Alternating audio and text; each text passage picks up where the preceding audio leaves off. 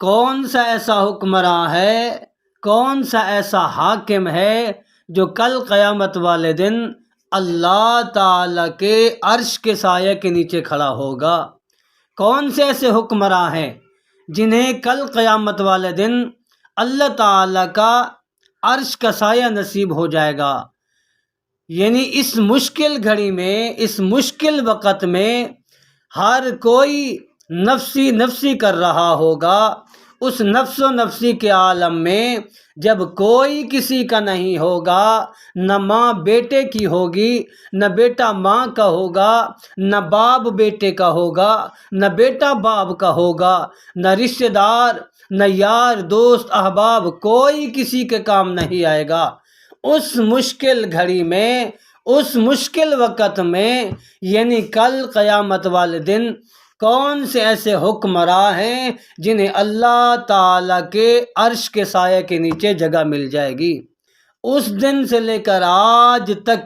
جتنے حکمراں آ رہے ہیں، بڑے سے لے کر چھوٹے تک جتنے حکمراں ہیں، جتنے حاکم ہیں، جتنے بادشاہ ہیں، جن کے پاس جتنی سلطنتیں آئی ہیں، ان میں سے دیکھتے ہیں کون سے ایسے خوش نصیب ہیں جنہیں کل قیامت والے دن اللہ کے عرش کا سایہ نصیب ہو جائے گا۔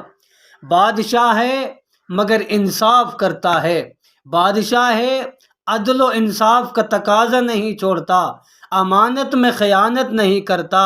ہر غریب کا خیال رکھتا ہے، غریب امیر میں کوئی فرق نہیں کرتا۔ اسی طرح صدر ہے مگر عدل و انصاف کا تقاضا نہیں چھوڑ رہا، امانت میں خیانت نہیں کر رہا، ہمیشہ غریب امیر میں کوئی فرق نہیں کرتا، عدل و انصاف کا تقاضا اس کے اندر ہے۔ اسی طرح وزیر اعظم ہے، ایم این ہے، ایم پی اے ہے، کوئی گورنر ہے، کوئی ایس ایچ او ہے، کوئی ڈی ایس پی ہے، کوئی تھانے دار ہے، کوئی کسی عہدے پر فائز ہے مگر اس کے ہاتھ میں عدل و انصاف ہے، ہمیشہ انصاف کرتا ہوا آیا ہے، ہمیشہ غریب اور امیر میں کوئی فرق نہیں کرتا آ رہا۔ تو ایسا حکمراں، ایسا خوش نصیب حاکم جو عدل و انصاف کرنے والا ہو، کل قیامت والے دن اللہ تعالیٰ کے عرش کے سائے کے نیچے میں کھڑا ہوگا۔